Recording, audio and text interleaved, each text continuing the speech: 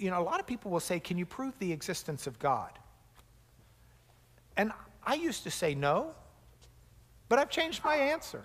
Now I say yes. I sure can. They say, oh, nobody can prove the existence of God. Oh, yeah. Here's the problem. We think of proof like geometry students or algebra students. We think of a mathematical proof like x plus 2 equals 5, so we can prove that x must have the value of 3. And that's a wonderful way to prove mathematics. But the existence of God's not a question of mathematics. And it's wrong to use the wrong measure of proof on the existence of God. That'd be like, can I prove that it's 20 feet between me and Charles? Well, give me a thermometer. Let me prove it. Well, the thermometer's not. Yeah, the thermometer measures things. I used it today to tell it was 92 degrees outside. It measures great. So just give me a thermometer and I'll prove that it's 20 feet between us. How much water's left in this? About 47 degrees centigrade. It's pretty hot. Well, that's not the right measure of proof. You've got to use the right measure of proof. Okay? So here's the thing. In America, sometimes we need to prove that Johnny Smith killed Sally, and Johnny Smith's life is forfeit. You can't take Johnny Smith's life. You can't inject him lethally. You can't imprison him forever unless you prove that he did it. You can't take someone's property unless you prove that they forfeited it. You can't incarcerate someone unless you prove it.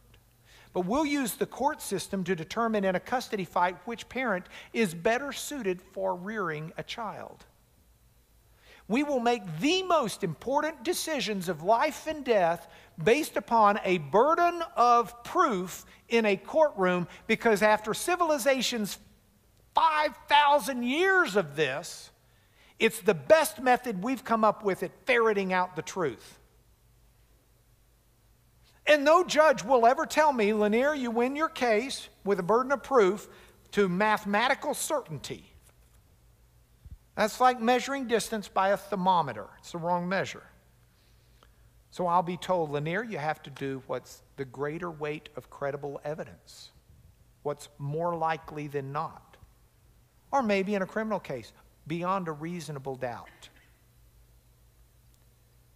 That's the only way I can prove certain things of value and worth. How do I prove I love my wife?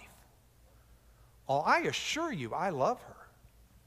But if you can't climb into my brain and into my heart, the only way you're going to know it is by the way I treat her.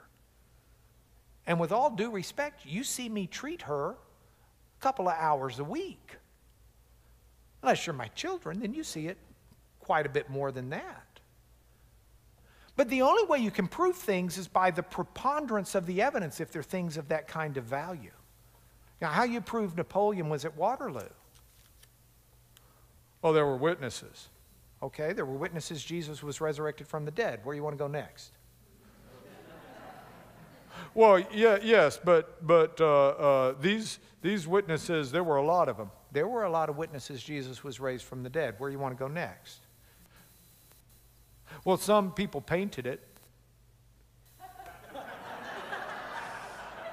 They had body doubles, okay? You can't prove Napoleon was at Waterloo with mathematical certainty.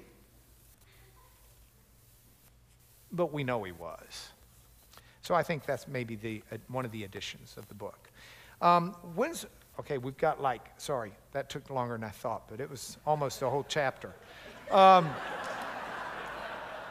We got 16 minutes. When's the proper time to stop giving facts about Christianity to unbelievers and realize they ultimately don't need facts, they need Jesus Christ? Well, they need Jesus Christ from the very beginning, but some people need facts too.